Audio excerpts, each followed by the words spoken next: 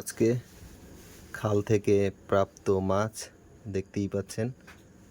রুই মাছটি 1.5 কেজির উপরে হবে। পুঁটি মাছ,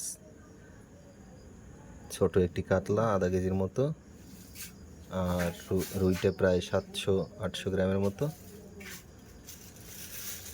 ডিম রুটি দিয়ে বাওয়া হয়েছে, দেখতেই পাচ্ছেন। আজকের এক বিকেলের মাছ।